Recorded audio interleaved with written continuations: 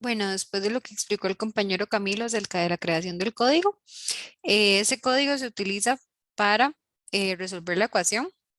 Antes de resolverla, lo que hicimos fue graficar la ecuación de nosotros y como se ve en esta figura, tenemos dos intersecciones con el eje X.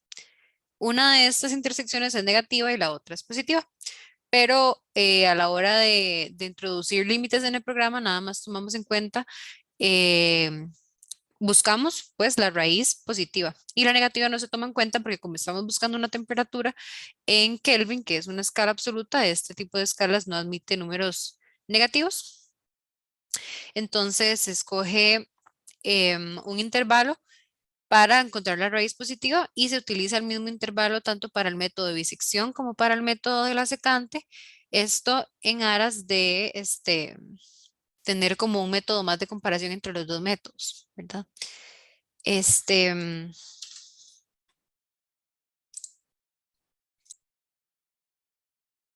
Después de escoger el intervalo, buscamos la solución de la raíz con el programa y obtenemos una diferencia muy grande. Con el método de la bisección se obtuvieron 32 iteraciones para llegar a un error menor al 1 por 10 a la menos 8%. Y con el método de la secante fueron nada más 5 iteraciones.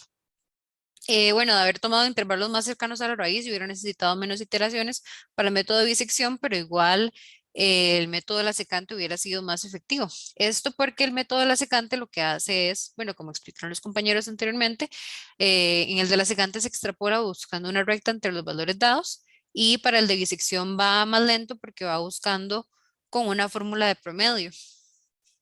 Entonces,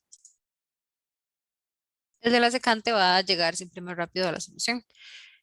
Ahora, en el caso de la secante, este método puede divergir si hay secciones discontinuas, si las funciones son discontinuas, si la ecuación tiene muchas soluciones, como vamos a ver más adelante para la resolución del, em, de la ecuación de los profesores.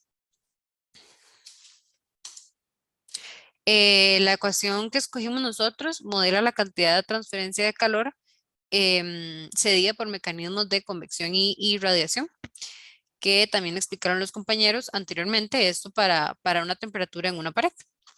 Entonces, este tipo de ecuaciones se pueden utilizar para encontrar la temperatura en una pared externa de una habitación cerrada, por ejemplo, con fuego activo en el interior.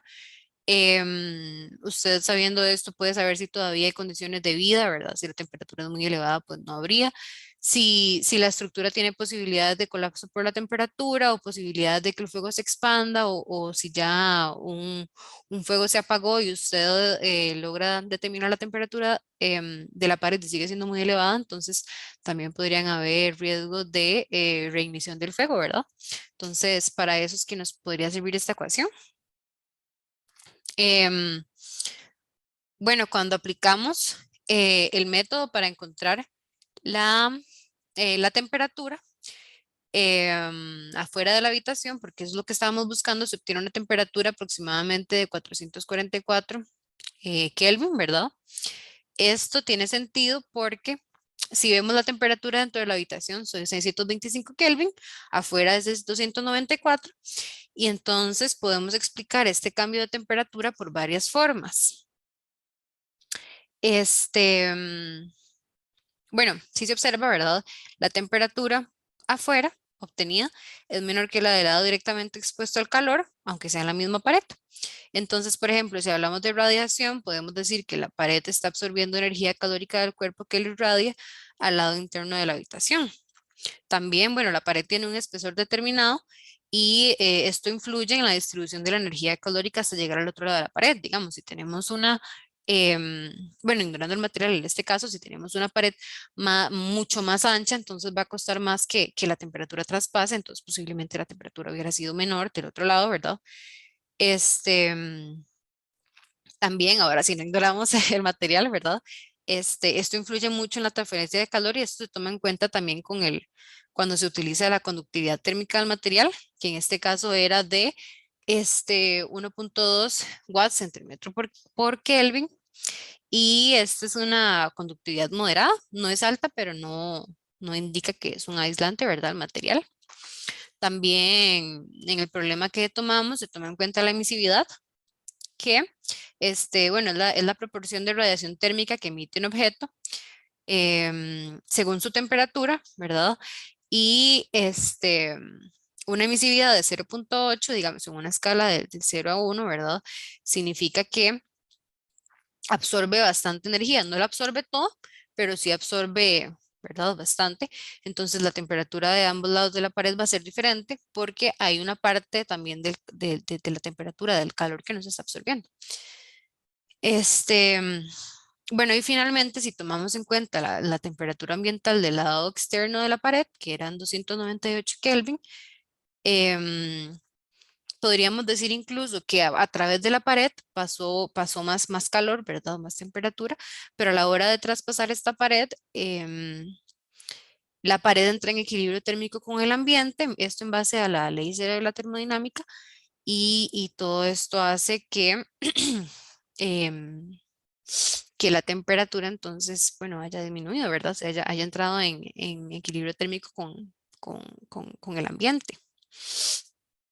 Este, mm, También se realizó un, un análisis dimensional. Por último, bueno, lo que se explicó anteriormente fue el sentido físico de la respuesta y esto que tenemos aquí sería el sentido matemático. Como se observa, todas las unidades concuerdan y bueno, se tiene la ecuación, ¿verdad? Se sustituyen todas las unidades que teníamos, la temperatura en Kelvin, este, mm, los, bueno, las constantes y sus unidades. Después de sustituir, obtenemos entonces una, una, una ecuación dimensionalmente correcta para lo que corresponde transferencia de calor y unidades también que corresponden a la transferencia de calor.